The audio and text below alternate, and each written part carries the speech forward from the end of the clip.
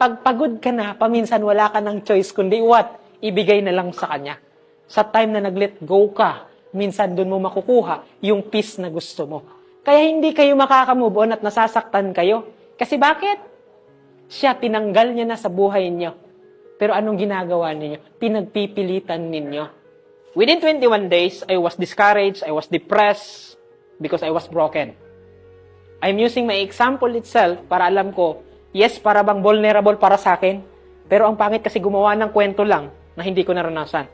21 days, I was stressed, I was struggling, I'm depressed, may anxiety, nalalagas yung buhok, na hindi makatulog because I was broken. Pero anong nangyari sa panahon sa ika-22 days? Nagising lang ako. Na ano? Mayroon ng what? Peace sa utak ko.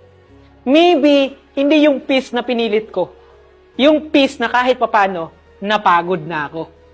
Sir, nakakabigay pala ng peace ang pagod? Yes. Pag pagod ka na, paminsan wala ka ng choice, kundi what? Ibigay na lang sa Kanya. Sa time na nag-let go ka, minsan doon mo makukuha yung peace na gusto mo. Kaya hindi kayo makaka-move on at nasasaktan kayo. Kasi bakit? Siya, tinanggal niya na sa buhay niyo. Pero anong ginagawa ninyo? Pinagpipilitan ninyo. So that's why, sir, paano ka nagkaramdam ng peace na stress ka, depressed ka? It is because napagod na ako. And that's the time, nung napagod ako, natuto akong mag-let go.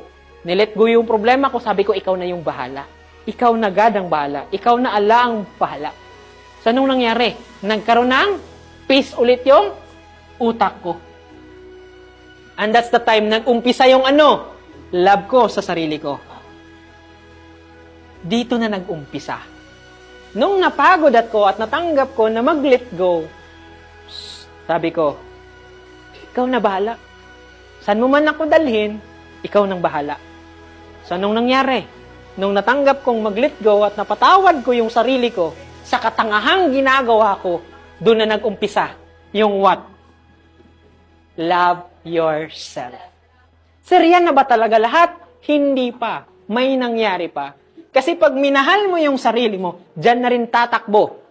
Dyan na rin lalabas at darating yung tinatawag na Trust. Tiwala. Pag minahal niyo yung sarili niyo, ganito guys, if you have now peace of mind, makapokus ka uli sa sarili mo. Mamahalin mo uli yung sarili mo. Pag minahal mo yung sarili mo, unti-unti kang nananalo. Diba? Pag mag-jogging ka, you feel good. Now, nananalo ka kahit sa maliliit na bagay. Hindi ko kailangan manalo ng malaki. Kailangan ko lang manalo ng paunti-unti. And that's the time, nung nananalo ako ng paunti-unti, anong nangyayari? Nagkakaroon ako ng tiwala sa sarili ko. At pag nagkakatiwala kayo, paminsan, nagkakaroon na rin kayo ng tiwala sa taas, sa kanino, sa Creator na, okay, pwede itong mangyari. And that's the time na nagumpisa akong mag-what? Nagmamanifest na ako ng mga bagay. It is because I'm peaceful. I love myself.